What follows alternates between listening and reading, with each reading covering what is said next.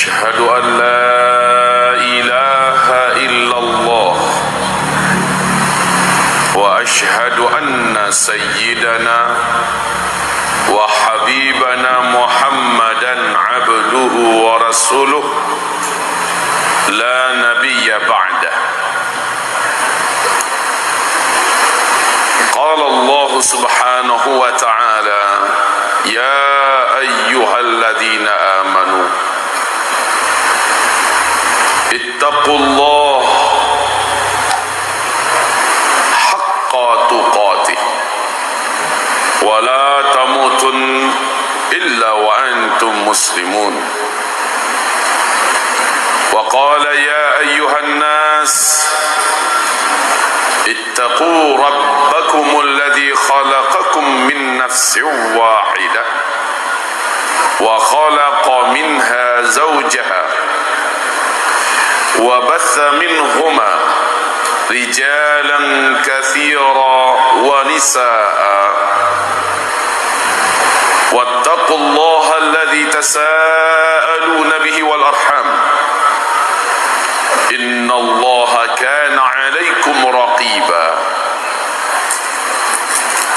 وقال: يا أيها الذين آمنوا اتقوا الله وقولوا قولا سديدا يصلح لكم أعمالكم ويغفر لكم ذنوبكم ومن يطع الله ورسوله فقد فاز فوزا عظيما. اللهم ارحمنا بالقرآن وصدق الله العظيم. وقال النبي صلى الله عليه وسلم: إنما الأعمال بالنيات وإنما لكل امرئ ما نوى فمن كانت هجرته إلى الله ورسوله فهجرته إلى الله ورسوله ومن كانت هجرته لدنيا يصيبها أو امرأة ينكحها فهجرته إلى ما هاجر إليه. أما بعد، معاشر المسلمين والمسلمات، hadani Allah wa iyyakum ajma'in ila siratil mustaqim. Marilah kita bersyukur kepada Allah Subhanahu wa taala di malam hari yang semoga Allah berkahi ini. Kita sampaikan kalimat-kalimat thayyibah. Alhamdulillah bi ni'matihi tatimmu shalihah. Setelah itu mari kita bersalawat untuk Rasulullah sallallahu alaihi wasallam. Allahumma salli ala sayyidina Muhammad wa ala ali sayyidina Muhammad kama sallaita ala sayyidina Ibrahim wa ala ali sayyidina Ibrahim wa barik ala sayyidina Muhammad wa ala ali sayyidina Muhammad kama barakta ala sayyidina Ibrahim wa ala ali sayyidina Ibrahim fil alamin innaka Hamidum Majid. Amma ba'du. Judul yang diminta saya menyampaikan pada malam hari ini yaitu tentang Dajjal versus Imam Mahdi. Mestinya judulnya bukan Dajjal versus Imam Mahdi, karena Imam Mahdi takkan mampu melawan Dajjal. Bahkan Imam Mahdi dikepung oleh Dajjal dan hampir dibunuh oleh Dajjal. Yang benar itu judulnya adalah Dajjal versus Nabi Isa alaihi salam. Itu baru lawan. Tapi tak apa, namanya panitia berijtihad untuk mencetak judul yang kelihatannya keren.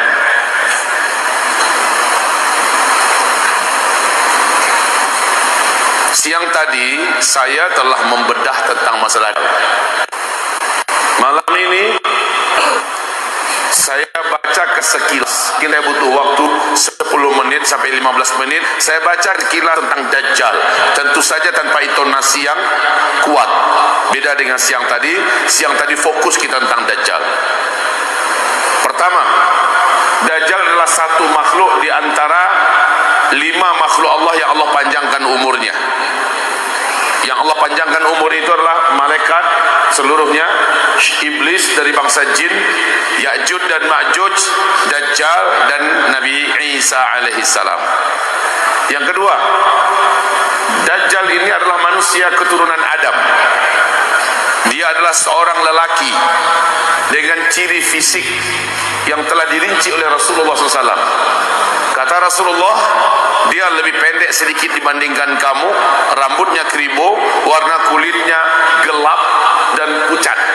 Di bawah kulitnya ada beberapa bercak darah merah. Matanya menyembul kedua-duanya, sebelah kanannya tertutup oleh daging kening yang meleleh.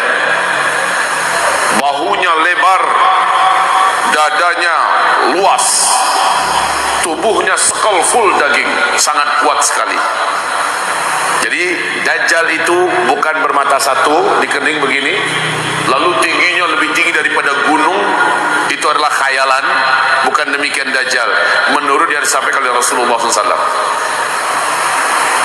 Yang ketiga, Dajjal di dalam hadis sahih Imam Muslim diceritakan oleh Tamim Ad-Dari, dan Nabi berkata, yang dijumpai oleh Tamim Ad-Dari seorang lelaki yang terkurung di sebuah kuil tua di tengah pulau laut Yaman, dalam keadaan kakinya dirantai, tangannya dirantai, lehernya dibelenggu dengan besi yang sangat besar dan berat. Kata Rasulullah, laki-laki yang ditemui oleh Tamim Ad-Dari di tengah pulau laut Yaman itu adalah Dajjal. Jadi waktu Nabi hidup, Dajjal sudah dalam keadaan terbelenggu di sebuah kuil tua di tengah pulau laut Yaman. Itu yang ketiga. Yang keempat, Dajjal telah menyebutkan kapan dia lepas dari rantai-rantai dan belenggu yang mengikatnya, yaitu kalau 3 tempat ini sudah terjadi. Yang pertama, air danau di Danau Tiberias, dan ini di Palestina. Yang kedua, mata air Zuhar juga di Palestina. Dan yang ketiga, kebun kurma di Baisan juga di Palestina. Apabila air danau Tiberias sudah menyusut, apabila mata air Zuhar sudah tidak lagi mengeluarkan airnya, apabila kebun kurma Baisan, perbatasan antara Palestina dengan Yordania, sudah tidak lagi berbuah, jika itu terjadi, saya sudah lepas dari ikatan-ikatan yang membelenggu saya. Itu yang disampaikan oleh Dajjal dalam hadis itu. Hadis sahih riwayat Imam Muslim. Ketahuilah, Februari 2019 saya telah membawa 93 orang jamaah ke Palestina. Tujuan terbesarnya adalah berkunjung ke Masjidil Aqsa, kemudian sambil meniti perjalanan menuju tahqiq atau pembuktian, benarkah 3 tanda ini sudah terjadi.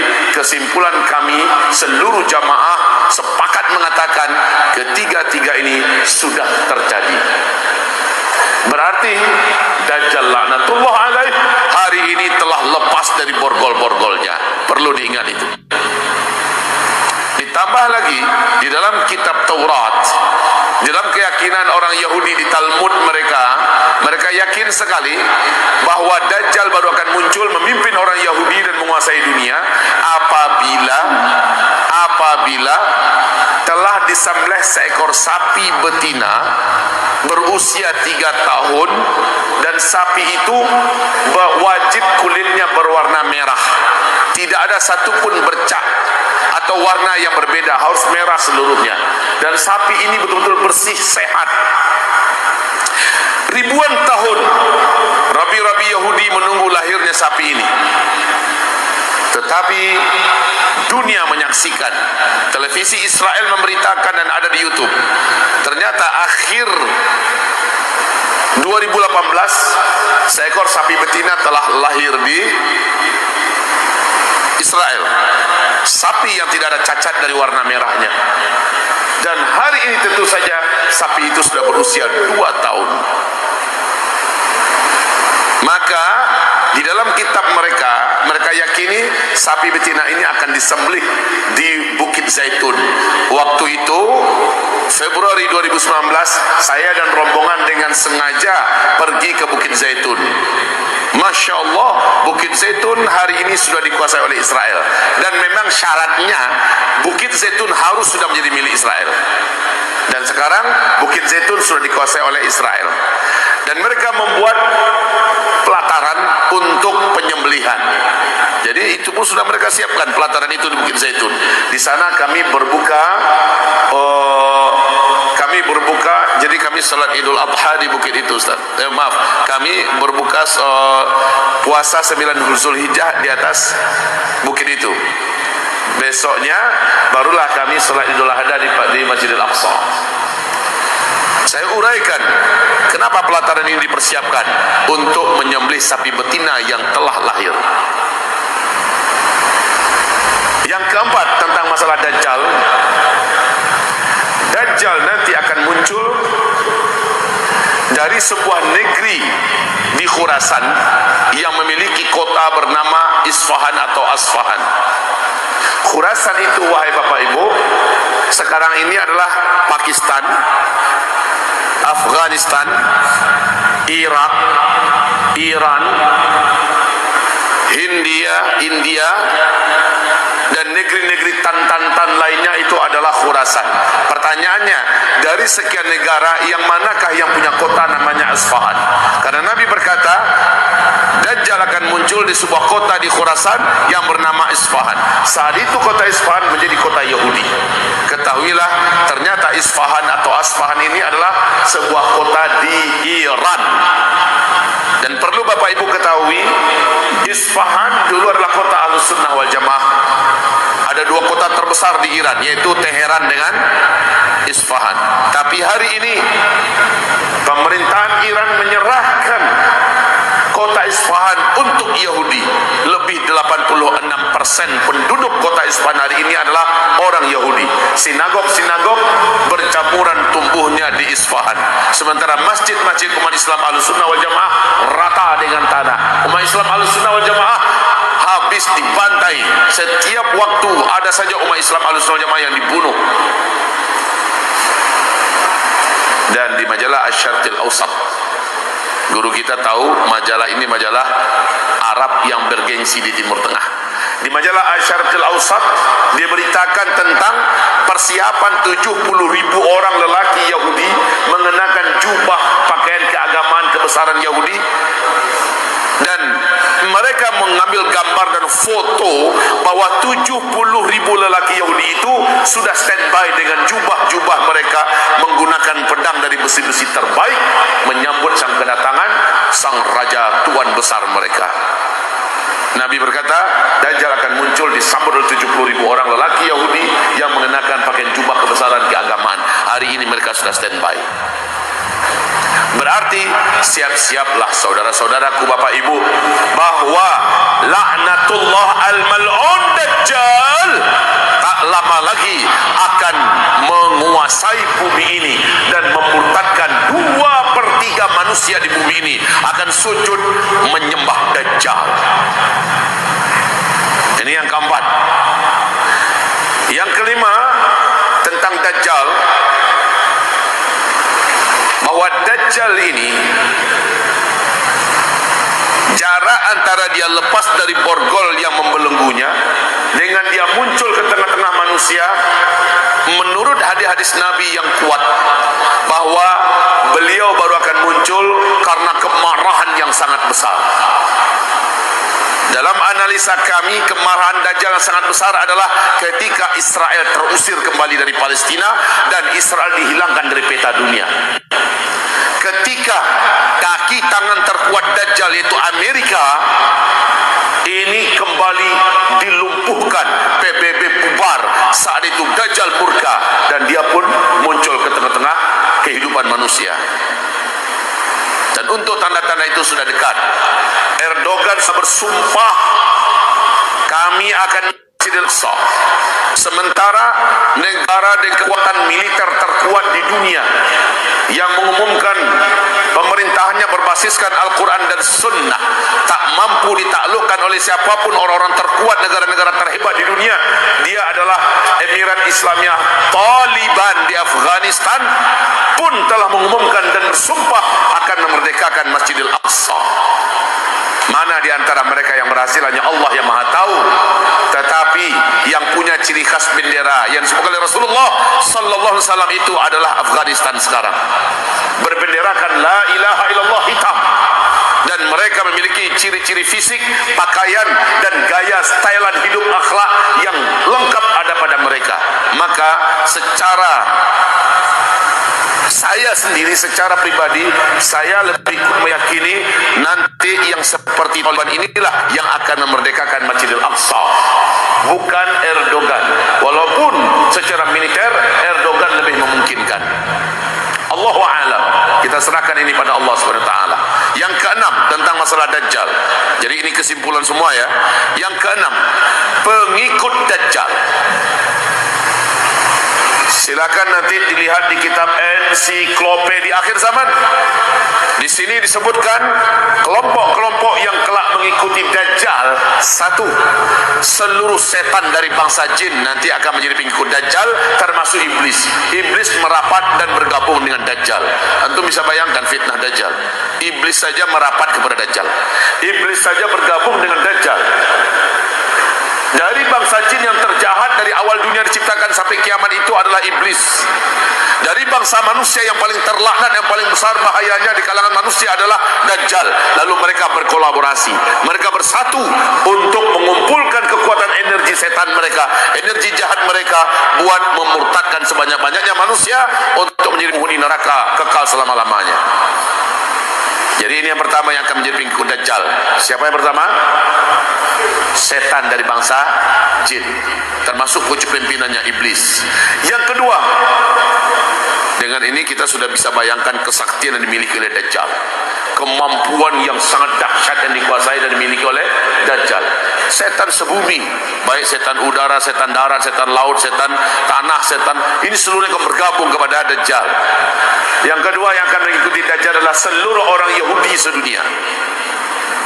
Seluruh orang Yahudi sedunia saat Dajjal muncul langsung merapat. Sekarang ini kan Yahudi masih berserak-serakan. Ada yang setuju, ada yang menolak dengan kebijakan Israel, Zionis. Tapi Dajjal keluar seluruhnya merapat, bergabung dengan Dajjal. Yang ketiga, yang akan menjadi pengikut Dajjal adalah kaum pencinta seks sejenis. Dan ini ingat, di seluruh kota, seluruh dunia sekarang kaum pencinta seks sejenis ini telah banyak bermunculan, dan bahkan di beberapa negara sudah legal formal, diundang-undangkan. Di tingkat DPR pusat juga sudah ada upaya-upaya agar LGBT dibenarkan. Kaum muslimin yang kami muliakan, ini yang ketiga. Dan komunitas ini ingat, sekarang sudah ada di seluruh dunia. Yang keempat, pengikut Dajjal, kelompok pengikut Dajjal yang keempat, mereka adalah para munafikun dan munafikat, laki-laki munafik dan wanita munafik. Dengan ini berharap kita kepada para guru-guru yang kita muliakan, alim ulama yang kita hormati, kita cintai, tolong sampaikan pada umat ustadzuna agar mereka tahu apa-apa saja, siapa-siapa saja sifat dan orang-orang munafik dalam Al-Quran, dalam hadis, agar semua yang ada memastikan bahwa mereka bukan orang munafik. Sebab orang munafik, Dajjal muncul, dia pasti akan menjadi penyembah Dajjal. Dia akan pasti menjadi pengikut Dajjal. Sebagai gambaran ringan, orang-orang munafik ini banyak terdiri dari tokoh-tokoh, banyak terdiri dari orang-orang terkenal, dari kalangan artis, banyak terdiri dari kalangan penguasa, banyak terdiri dari kalangan kaum intelektual, para cendekiawan, bahkan ada juga yang menisbatkan dirinya kepada ulama, tapi ulama usuk. Orang-orang kaya-kaya ini kebanyakan adalah orang-orang munafik. Tapi tolong jangan tersinggung ya. Walaupun ada orang-orang yang berkuasa ternyata mukmin haqqan, ada orang-orang kaya ternyata mukmin haqqan, ada orang-orang tokoh-tokoh terkenal ternyata mukmin haqqan, itu ada. Namun jumlahnya jauh lebih sedikit dibandingkan dengan munafiknya. Ingat baik-baik, orang munafik seluruhnya akan menjadi penyembah-penyembah Dajjal, akan menjadi pengikut-pengikut Dajjal, antek-antek Dajjal, akan menjadi grup dan tim sesnya Dajjal. kelima, yang akan menjadi pengikut Dajjal adalah wanita. Wanita. Saat Dajjal muncul, bumi dilanda oleh kekeringan yang cukup parah, kelaparan yang akut di mana-mana sehingga manusia menjadi brutal. Air sudah lama tak turun dari langit. Peperangan sudah melanda dan terjadi di mana-mana. Kekeringan, kehancuran ekonomi menyebabkan manusia putus asa hidup. Dajjal muncul membawa gunungan makanan. Dajjal muncul merubah langit dan menurunkan hujan. Dajjal muncul menghidupkan tanah-tanah yang mati, hewan ternak yang mati, bahkan manusia yang sudah mati dihidupkannya. Kata Rasulullah, semua yang dilakukan oleh Dajjal itu adalah sihir. Hanya orang-orang yang beriman yang paham bahwa ini semuanya adalah sihir. Tapi orang-orang yang jarang ngaji, yang malas ngaji, ya, yang selama ini anti kepada majelis ilmu, jauh dari ulama, mereka tersilaukan dan terpukau melihat penampilan demonstrasi Dajjal yang mampu merubah alam. Disitulah Dajjal mengklaim dirinya sebagai Tuhan Rabbul Alamin, dan disitulah banyak manusia yang murtad. Dari umatku, kata Rasulullah, akan murtad sepertiga nanti. Pada saat Dajjal muncul, sepertiga umat Nabi murtad. Jadi kalau umat Islam sekarang ini jumlahnya 1,7 atau mendekati 1,8 M, dibagi 3 berarti 600 juta orang Islam, muslimin muslimat akan kafir, murtad dan menyembah Dajjal. Awas ini kaum muslimin, nggak ngaji bahaya, nggak menghadiri majelis ilmu bahaya, karena kita tidak tahu betapa beracunnya Dajjal ini. Baik, berapa baru tentang Dajjal? Para pengikut Dajjal sudah 6. 5 apa 6? 6. Yang ketujuh, pengikut Dajjal yang ketujuh adalah kaum takfiriyun. Kaum takfiriyun. Siapa itu takfiriyun? Kelompok yang merasa dirinya paling islami, paling lurus, Islamnya paling benar. Di luar kelompoknya kafir semua. Nah, ini kelompok-kelompok macam ini, awas, ketika Dajjal keluar, mereka akan merapat dan bergabung dengan Dajjal. Karena pada hakikatnya mereka ini, kata Rasulullah, telah keluar dari Islam seperti lepasnya anak panah dari busurnya. Mereka hebat-hebat baca Quran, hebat-hebat tahajudnya, bahkan hafiz-hafiz Quran. Mereka muda-muda, tetapi mereka sangat mudah mengkafir-kafirkan orang di luar kelompoknya. Nah, ini yang banyak bermunculan seperti ini dari Irak, yaitu ISIS. ISIS mengkafirkan semua orang di luar kelompok mereka, dan ISIS menyatakan hanya mereka saja yang benar. Yang macam ISIS ini banyak di seluruh negara, ada, termasuk di Indonesia. Mungkin saja di Tembilahan juga ada orang yang merasa dirinya saja paling benar, yang lain kafir. Na'udzubillah. Dajjal muncul, mereka yang akan menyembah Dajjal, menjadi pengikut Dajjal. Yang kedelapan, para penyembah Dajjal adalah pencinta dosa-dosa besar dari umat Nabi Muhammad. Pencinta, nggak mau tobat, hobi meninggalkan sholat, suka menyakiti, melawan orang tua, sangat senang dan bahkan membela riba, ya. Orang yang sangat suka berbuat zina di mana-mana, orang-orang yang selalu berjudi, melakukan korupsi, merampok, bahkan membunuh, padahal dia orang Islam, dan dia disuruh taubat, malah dia tertawakan anjuran taubat itu. Orang-orang macam ini Dajjal keluar, mereka akan hilang iman dari dadanya, dan mereka akan kafir kepada Allah. Mereka sujud menyembah Dajjal. Awas, kalau tidak buru-buru untuk taubat sekarang dan berubah, maka kalian, siapa saja wahai umat Nabi Muhammad, orang Islam, akan menjadi penyembah Dajjal, karena iman kalian begitu rapuh untuk bisa bertahan saat Dajjal muncul. Berapa baru? Yang terakhir, kesembilan adalah seluruh sekte-sekte dan aliran-aliran sesat atas nama Islam. Seluruh Ahmadiyah, ya, Qadianiyah, Syiah, apalagi termasuk Islam Nusantara dan sebagainya. Ini yang aneh-aneh saja ajarannya. Mereka ini adalah kelompok-kelompok 1, 2, 3, 4, 5, 6, 7, 8, 9. Ini kelompok-kelompok yang telah terwujud terlebih dahulu sebelum Dajjal keluar. Nanti pas Dajjalnya muncul, mereka langsung merapat. Ibarat Allah, baru poin kelima kita bicara masalah Dajjal. Poin kelimanya adalah para pengikut Dajjal siapa-siapa saja. Sekarang poin keenam. Karena saya katakan tadi ini ringkasan. Poin keenam, Dajjal ini saat dia keluar, dia belum langsung berhadapan dengan Imam Mahdi. Tapi dia mempunyai misi kelilingi dulu seluruh dunia. Maka kata Rasulullah, tidak ada satu kota pun yang ada di muka bumi, baik kota besar atau kota kecil. Tembilahan ini kan kota ini, tapi kota kecil atau kota besar? Kota kecil. Melainkan Dajjal pasti akan sampai ke sana. Berarti Tembilahan, Dajjal akan masuk kemari. Tidak ada satu pun kota di muka bumi, melainkan Dajjal pasti memasukinya.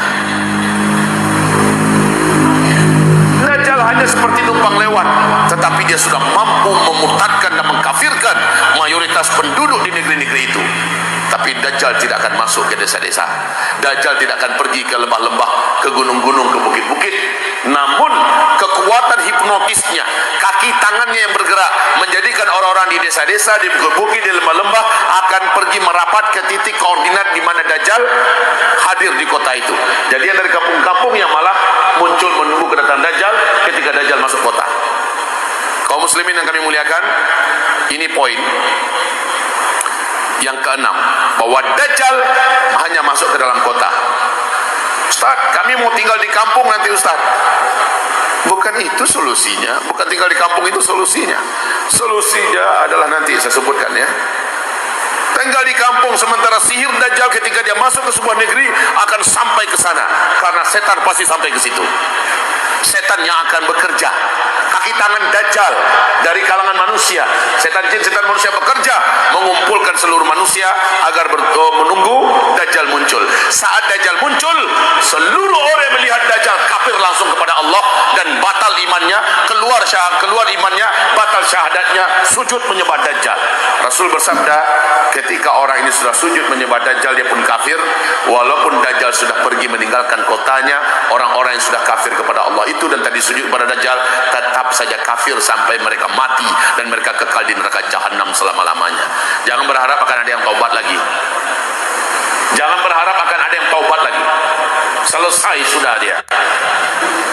Makanya Rasulullah poin ketujuh, Rasulullah mengharamkan umatnya, jangan pernah kalian keluar dari persembunyian kalian ketika Dajjal memasuki kota kalian. Tetaplah dalam persembunyian, jangan keluar.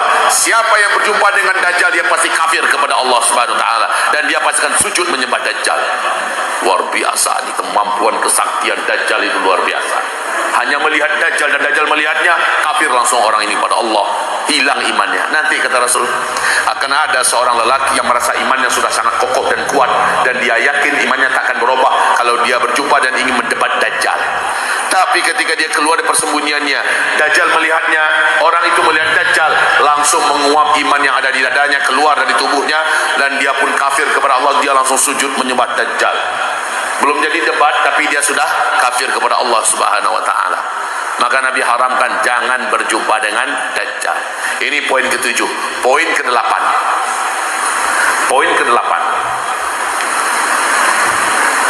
Masalah fitnah dan kemampuan Dajjal sudah banyak saya selipkan di antara kata-kata saya tadi. Poin kedelapan adalah bagaimana cara mengantisipasi dan menyelamatkan diri ketika Dajjal sudah muncul. Oh ya, tunggu. Kapan Dajjalnya muncul? Kapan Dajjalnya muncul? Tanda-tandanya sudah ada sekarang. Tanda-tandanya sudah ada. Tapi kapan Dajjalnya muncul? Jawabannya adalah saat bumi ini sudah mengalami kekeringan, kelaparan, pembantaian karena peperangan, ya, dan kehancuran global secara ekonomi.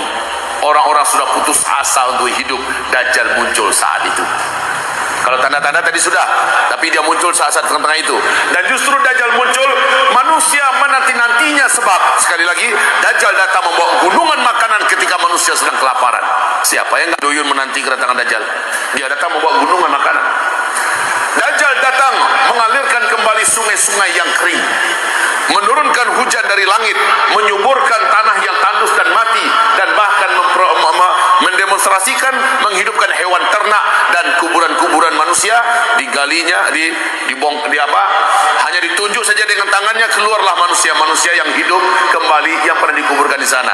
Pada kata Rasulullah, itu yang muncul itu bukan manusia yang dulu mati dan dikuburkan di sana. Yang muncul dari kuburan-kuburan itu adalah setan-setan yang menjelma dalam wujud manusia. Oke, itu kapan Dajjal muncul? Pertanyaan yang menjadi poin ke-9. Bagaimana cara selamat dari Dajjal? Ini yang terkuat ya. Yang ke-9, poin ke-9. Cara selamat dari Dajjal. 1. Wajib kembali mengokohkan ilmunya tentang tauhid. Luruskan tauhidnya. Mantapkan akidahnya, kuatkan imannya. Itu yang pertama. Yang kedua, banyakkan amalan-amalan sunnah setelah disiplin amalan-amalan wajib. Banyakkan amalan sunnah, tahajud, duha, ya, puasa Senin Kamis, zikir pagi petang, baca Quran, zikir dan sebagainya. Perbanyak ini, sedekah dan seterusnya. Perbanyak amalan sunnah setelah kita tertib di amalan wajib. Sholat 5 waktu berjemaah sudah di masjid, ya. Kemudian puasa Ramadan tidak ada yang bolong. Kemudian mengerjakan yang fardu dengan secara sempurna. Ini karena kami sudah uraikan malam kemarin di masjid apa kita malam tadi, Ustaz? Darul Hikmah. Kami sampaikan malam tadi, hanya orang-orang beriman yang amal solehnya banyak yang akan dikuatkan oleh Allah, yang akan diselamatkan oleh Allah. Jadi ini cara selamat dari Dajjal. Kuatkan iman, banyakkan amal soleh. Yang ketiga, ketika kita sudah dengar Dajjal muncul, larilah segera ke dalam kota Mekah dan kota Madinah. Dua kota ini Allah tak izinkan Dajjal bisa masuk. Baik fisiknya Dajjal atau bala tentara Dajjal atau kesaktian Dajjal takkan mampu menembus dua kota ini. Cuma masalahnya ketika Dajjal itu muncul, semua teknologi yang ada di muka bumi sedang tidak bisa dipakai. Berarti kita tidak bisa terbang ke sana. Yang bisa langsung merapat ke situ adalah orang-orang yang tinggal di kawasan bertetangga seperti Taif, Jeddah, ya, Tabuk, Yarmouk, Riyadh dan sekitarnya, itu baru bisa merapat masuk Mekah Madinah. Lah kita di sini bagaimana? Maka solusinya yang keempat. Jalan keempat itu selamat dari Dajjal. Kamu yang ada di kampung-kampung kamu, di negeri-negeri kamu, di kota-kota kamu, tetaplah berada di rumah. Tim sesnya Dajjal itu sudah umumkan. Saudara-saudara, Sang Tuan Agung yang akan membagikan kehidupan dan menyuburkan bumi akan singgah ke kota kita ini dan menyebarkan kehidupan buat kita semua, memberikan makanan dan menghidupkan kembali bumi. Akan datang kemari hari Kamis tanggal 21 Maret 2021 umpama, ya. Maka siapa yang ingin mendapatkan keberkahan dan kemuliaan kehidupan dari Sang Tuan besar ini, silahkan merapat, ya, silahkan tunggu. Otomatis orang-orang yang memang sudah putus asa hidup berharap, ini ada kehidupan yang akan dibagi-bagi kepada kita, merapatlah mereka. Adapun kamu, kata Rasulullah, kalau kamu tahu Dajjal akan masuk ke kotamu, pastikan seluruh keluargamu sudah di dalam rumah. Jadi perintah Nabi sudah di dalam rumah, bukan dalam masjid, Pak. Jangan dalam masjid, jangan dalam pesantren, jangan dalam musola, bahkan dalam gua pun tak boleh. Setan itu akan nyampe ke sana. Setan bangsa jin itu akan nyampe. Perintah Rasulullah dalam rumah. Pastikan makmu sudah di rumah, binimu sudah di rumah, anak gadismu sudah berada di rumah, saudari-saudari perempuanmu sudah di rumah. Ikat kaki dan tangan mereka dan tutup pintu rapat-rapat, tutup jendela kuat-kuat. Bacalah surah Al-Kahfi di dalam rumah, maka selama itu kamu tak akan berhasil ditemukan oleh kaki tangan Dajjal, tentara-tentara Dajjal, pengikut-pengikut Dajjal, seperti Allah menggaibkan para pemuda Kahfi di dalam perut gua ketika pasukan raja yang zalim lalu lalang di depan pintu gua untuk mencari mereka. Allah gaibkan mereka, pemuda Al-Kahfi. Maka bacalah surah Al-Kahfi, Allah akan gaibkan pula rumah kita dari pantauan para pengikut-pengikut, tentara-tentara, antek-antek dan penyembah-penyembah Dajjal. Baca surat apa tadi? Al-Kahfi, jangan salah baca, nanti baca Yasin pula. Saya heran, di mana-mana orang semarak membaca Yasin Kamis malam Jumat. Bukan tak boleh, berpahala tuh, tetapi baca kitab kita, baca hadis sahih, Nabi perintahkan Kamis malam Jumat baca surah Al-Kahfi. Apalagi ini akhir zaman, siapa yang baca surah Al-Kahfi 1 minggu ke depan, kejahatan fitnah Masih Dajjal, Allah akan lindungi orang ini yang membaca surat Al-Kahfi. Nah, sekarang pastikan keluarga kita Kamis malam Jumat, pastikan keluarga duduk baca surat Al-Kahfi. Belum boleh pergi kemana-mana melakukan aktivitas apa-apa sampai selesai dulu baca surat Al-Kahfi. Begitu Pak. Berapa tadi baru cara selamat dari Dajjal? Sudah 4 ya, 4. Yang kelima, jadi yang keempat tadi adalah masuk dalam rumah.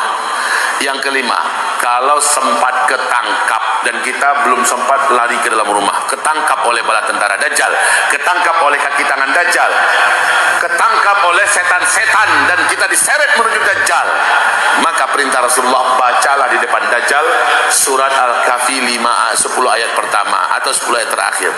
Baca itu. Berarti wajib hafal. Wajib hafal. Kan nggak mungkin pas kita diseret ketemu dengan Dajjal kita pegang Quran karena nggak hafal nih. Tuan Dajjal tunggu sebentar, buka dulu yang mana surah Al-Kahfi ya. Sudah keduluan iman kita rontok, kita sudah kafir kepada Allah, kita sudah ditembus oleh sihirnya Dajjal. Baca surah Al-Kahfi itu 10 ayat pertama, Allah kebalkan kita dari sihir Dajjal, dari hipnotis Dajjal, dari kekuatan-kekuatan gaib Dajjal, Allah kebalkan kita. Begitu. Kaum muslimin yang kami muliakan, ini cara kelima selamat dari Dajjal.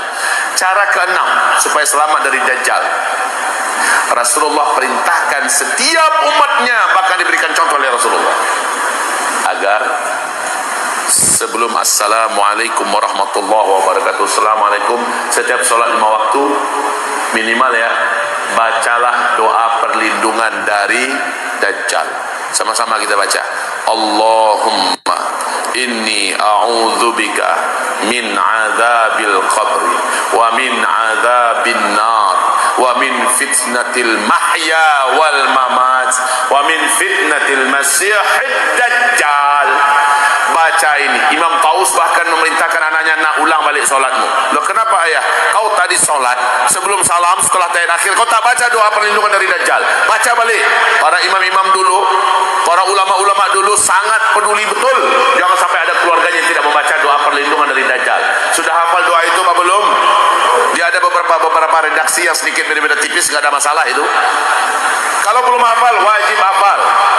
Wajib hafal. Buka saja di Mr. Google doa perlindungan dari Dajjal, ketemu itu langsung. Allahumma inni a'udzubika min azabil qabri wa min azabin nar wa min fitnatil mahya wal mamat wa min fitnatil masihid dajjal. Baca. Terakhir, cara selamat dari Dajjal adalah cara selamat dari Dajjal yang ketujuh, yaitu perbanyak berdoa kepada Allah dari sekarang. Sebelum Dajjal muncul, perbanyak, ya Allah lindungi hamba, lindungi istri hamba, lindungi keluarga hamba, anak keturunan hamba dari Dajjal. Ketika Dajjal keluar, ya Allah selamatkan iman kami, selamatkan kami ya Allah. Ya, perbanyak doa. Man sarrahu ayastajib Allahu lahu 'inda asy-syada'id wal karib falyukthir ad-du'a 'inda ar-raha. Siapa yang senang sekali saja dia berdoa langsung Allah kabulkan di saat genting, di saat berbahaya. Hendaklah ketika lapang dia memperbanyak doa kepada Allah Subhanahu wa taala. Ketika genting Allah langsung selamatkan dia. Jadi perbanyak berdoa agar Allah selamatkan kita dari Dajjal. Terakhir, yang kedelapan supaya selamat daripada Dajjal, ibarat Allah yang kami muliakan, agar selamat daripada Dajjal wajib seluruh kita tanpa terkecuali hamba-hamba Allah yang kami muliakan, kalau kita mampu, kalau kita bisa, bergabung dan merapatlah dengan Imam Al-Mahdi. Kalau kita mampu, kalau kita bisa. Tapi sepertinya itu agak berat, karena Imam Mahdi pusat edarannya nanti itu adalah Timur Tengah. Namun kaki tangan Imam Mahdi nanti sebelum Dajjal muncul, Imam Mahdi duluan yang memimpin kita. Nah, sekarang saya akan sebutkan tentang Imam Mahdi sedikit.